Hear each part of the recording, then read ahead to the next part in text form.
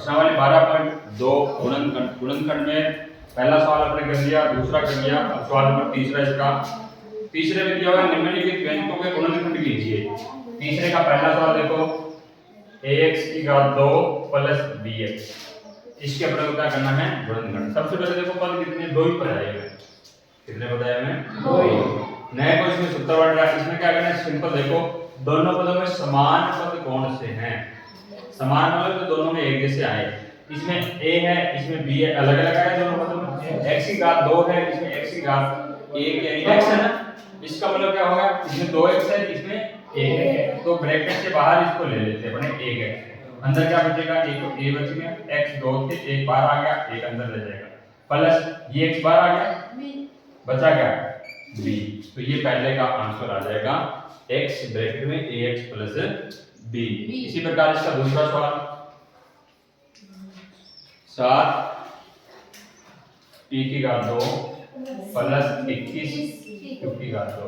देखो सेम इसमें भी यही काम करना है अपने को, समान गुणनखंड या सारा गुणनखंड देखेंगे दोनों पदों में। तो सबसे पहले देखो इसमें 7 है, इसमें क्या है 21 है, दोनों में देखो 7 और 21 में कौन से पहाड़े में आते हैं, दोनों 7 दोनों में आते हैं। इसका मतलब ये क्या आएगा, 7 ब्रैकेट के बाहर ले लो, 7 का पहाड़ा बोलना है, ये एक बार आया, बचा क्या p की घात 2 प्लस का निशान, ये 21 है, 7 के पहाड़े में कितनी बार आता है, यानी 7 कॉमन लेने में 21 में से कितने बच जाएंगे, 3 बच जाएंगे। आगे क्या है, q की घात 2 वैसे की वैसे आएगी, तो इसके गुणनखंड आगे 7 ब्रैकेट में p की घात 2 प्लस 3 q की घात 2। ये प्रश्न नंबर हो गया दूसरा इसका। इसी प्रकार तीसरा सवाल देखते हैं अपने। तीसरे में दिया हुआ है 2x की घात 3 प्लस 2x y की घात 2 प्लस 2x z की घात। अब इसमें देखना है, सबसे पहले 3 पद है, देखने से पता लग रहा है इसमें क्या सार्वगुणनखंड वाले पद है, कॉमन लेना अपने को। क्या कॉमन आ रहा है, देखो ये इसमें 2 है, इसमें भी 2 है, इसमें भी 2 है, तीनों पदों में क्या है, 2 2 है। अब बात करते हैं x कितने हैं, 3 है, इसमें 1 है, इसमें 1 है, यानी 1 1 तो समान हो गया, बाकी कोई पद इसमें समान नहीं है। तो क्या लिखोगे ब्रैकेट के बाहर, तो एक तो 2 आएगा, एक जो समान x है ना वो आएगा, बाकी बच जाता है वो ब्रैकेट के अंदर 2 बार आ गया, x की घात 3 थी, एक बार आ गई, कितनी रह जाएगी, 2 रह जाएगी, प्लस 2 और x तो बाहर आ गया, क्या बच गया y की घात 2। इसी प्रकार 2 x तो बाहर आ गया, क्या बच जाएगा, z की घात 2, z की घात 2। ये प्रश्न नंबर इसका कौन सा, तीसरा होगा। अब प्रश्न नंबर देखते हैं इसका चौथा। 4 नंबर प्रश्न दिया हुआ है, a m की घात 2 प्लस b m की घात 2 प्लस d n की घात 2 a n की घात 2। अब देखो इसमें 4 पद आ गए, कितने पद आ गए, 1 2 3 4।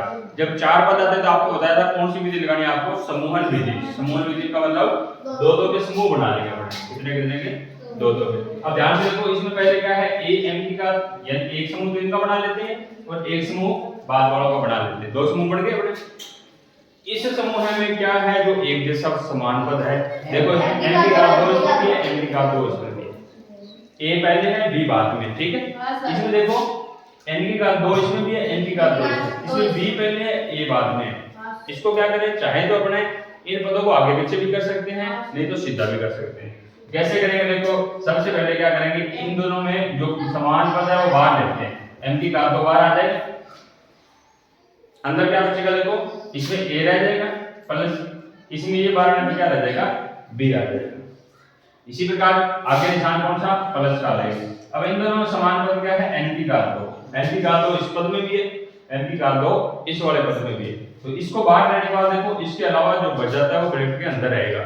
क्या रहेगा, इसमें क्या रहेगा, b, इसमें क्या रहेगा, समूहन विधि की ये शर्त रहती है कि जो दोनों ब्रैकेट आते हैं वो एक जैसे आते हैं। क्या ये दोनों ब्रैकेट एक जैसे हैं क्या, देखो इसमें a प्लस b है, इसमें b प्लस a है, प्लस में आए तो दोनों बराबर ही माने जाते हैं, a प्लस b करो चाहे b प्लस a करो, माइनस में आए तो अलग अलग हो जाएंगे, लेकिन प्लस में क्या रहेंगे, बराबर। तो 2 गुणनखंड आ गए, एक गुणनखंड तो ब्रैकेट वाला, कौन सा मानेंगे, ब्रैकेट के अंदर है जो, और दूसरा गुणनखंड कौन सा होता है, ब्रैकेट के बाहर है जो। बाहर कौन है, देखो m की घात 2 और प्लस में n की घात है 2, n की घात है 2।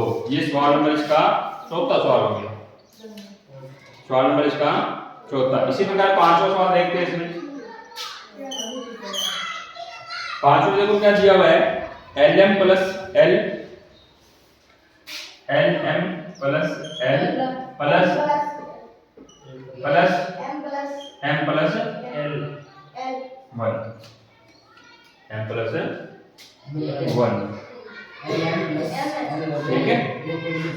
अब देखो इस सवाल में क्या करना है, कितने पद है, 1 2 3 4, कितने पद है, 4 पद है। 4 पद होते तो क्या करेंगे, इसमें समूहन विधि लगाएंगे, दो दो जोड़े। तो ये पहला समूह बन गया, ये दूसरा समूह बन गया। समूहन विधि में क्या करेंगे, सबसे पहले देखो इनमें समान पद कौन सा है, जो दोनों में आ रहा है, n इसमें क्या है, n इसमें तो l को बाहर लेना है, l को बाहर लेने में अंदर क्या बचेगा, यहाँ पे m बचेगा प्लस इसकी जगह क्या बचेगा, l था, l बाहर आ गया, इसकी जगह कितना रह जाएगा, 1 रह जाएगा, कितना रह जाएगा 1। अब देखो बात करते हैं आगे वाले की। सबसे पहले निशान क्या आएगा, जोड़ का। अब इन दोनों में क्या है, जो समान पद है, देखो इसमें कुछ समान पद नहीं आ रहा, समान पद या कॉमन कितना आता है, हमेशा 1 आता है। तो ब्रैकेट के अंदर क्या बचेगा, ये तो m ही बचेगा प्लस ये 1 का 1 रहेगा। अब देखो क्या दोनों ब्रैकेट एक जैसे आए, ये वाला ब्रैकेट भी ये वाला ब्रैकेट भी एक जैसे है, दोनों एक जैसे में दो गुणनखंड आते हैं, एक तो ब्रैकेट वाला और एक ब्रैकेट के बाहर वाला। बाहर क्या है, l प्लस 1, तो ये इसके क्या आ जाएंगे गुणनखंड, n प्लस 1 और l प्लस 1। ये पांचवा सवाल तीसरे का।